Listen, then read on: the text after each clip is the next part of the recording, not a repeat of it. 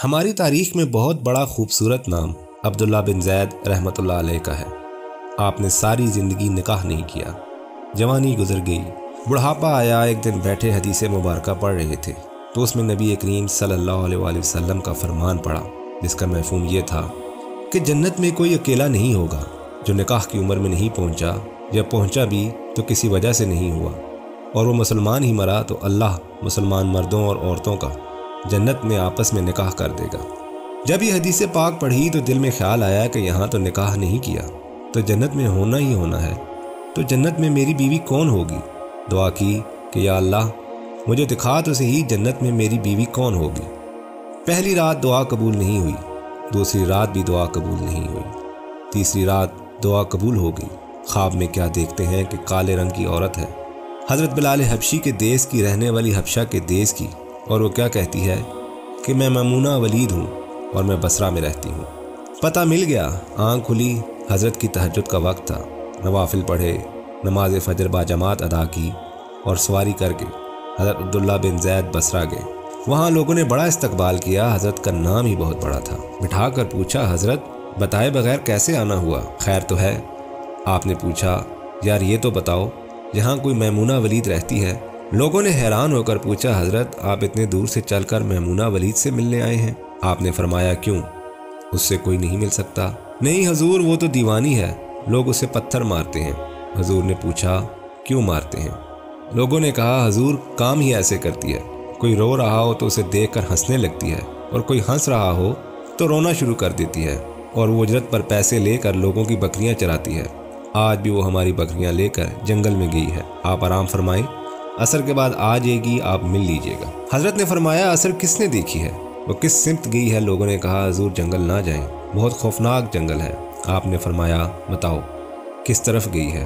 لوگوں نے بتایا۔ آپ فرماتے ہیں کہ میں نکل گیا، جب میں جنگل میں گیا واقعی خوفناک جنگل تھا، جنگلی جانوروں کی بھرمار تھی، قدم قدم پر کوئی نہ کوئی چیز کھڑی تھی۔ آپ فرماتے ہیں کہ قربان جاؤں اس عورت کی مردانگی پر کہ وہ اس جنگل میں کس طرح بکریاں چرا رہی ہے۔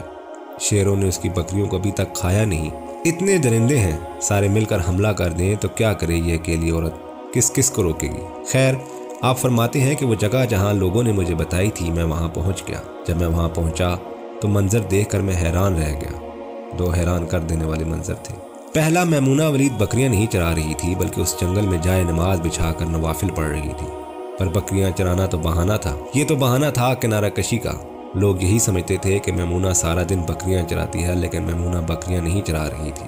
دوسرا کیا دیکھا کہ میمونہ تو نماز پڑھ رہی ہیں، پھر بکریاں کون چرا رہا ہے؟ بکریاں تو ایک جگہ نہیں رکتی، کہیں ادھر جاتی ہیں کہیں ادھر۔ آپ فرماتے ہیں کہ میمونہ نماز پڑھ رہی تھی اور شیر بکریاں چرا رہے ہیں، بکریاں چر رہی ہیں، شیر ان کے ارد گرد گھوم رہے ہیں۔ اگر کوئی بکری بھاگتی ہے، اس کی فطرت ہے شرارت کرنا، تو شیر اسے پکڑ کر واپس لے آتا ہے، لیکن کہتا کچھ نہیں۔ آپ فرماتے ہیں میں حیران و پریشان کھڑا تھا کہ یہ کیسے ہو گیا، یہ فطرت کیسے بدل گئی؟ لوگ کہتے ہیں فطرت نہیں بدلتی، یہ شیروں اور بکریوں میں یاری کیسے ہو گئی؟ آپ فرماتے ہیں میں دنگ، حیران و پریشان کھڑا ہوں، مجھے نہیں پتا کہ کب میمونہ ولید نے نماز ختم کر دی اور مجھے مخاطب کر کے کہتی ہیں کہ اے عبداللہ، ملنے کا وعدہ تو جنت میں تھا، آپ یہاں آ گئے۔ آپ فرماتے ہیں میں حیران رہ گیا، اس سے پہلے تو ملاقات بھی نہیں ہوئی، تو حضرت میمونہ ولید کو میرا نام کیسے پتہ چل گیا؟ تو آپ فرماتے ہیں کہ میں نے حضرت میمونہ ولید سے سوال کیا، اس سے پہلے ہم ملے نہیں، ملاقات نہیں ہوئی ہماری، تو میرا نام کیسے پتہ چلا آپ کو؟ تو جواب کیا ملا؟ حضرت میمونہ ولید فرماتی ہیں، عبداللہ، جس اللہ نے رات کو تجھے میرے بارے میں بتایا، اسی اللہ نے مجھے آپ کے بارے میں بتایا ہے۔ آپ فرماتے ہیں کہ جس چیز نے مجھے سب سے زیادہ حیران کیا وہ یہ تھا کہ یہ فطرت کیسے بدلی۔ میں نے حضرت میمونہ ولید سے پوچھا، آپ یہ تو بتاؤ کہ یہ شیروں نے بکریوں کے ساتھ یاری کیسے کر لی؟ یہ تو غذا ہے ان کی، اگر شیر بکریوں کے ساتھ یاری لگائے گا تو کھائے گا کیا؟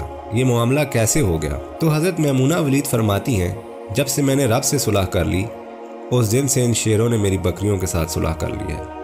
ہم سب بھی صلح کر لیں، یاری لگا لیں، کہیں دیر نہ ہو جائے، رب کے ساتھ اپنا تعلق مضبوط کر لیں۔ کتنے سال گزر گئے، ہم نے اللہ کی کوئی بات مانی، لیکن وہ کھلا بھی رہا ہے، پلا بھی رہا ہے، دکھا بھی رہا ہے، سنا بھی رہا ہے، کھلا بھی رہا ہے، جگا بھی رہا ہے۔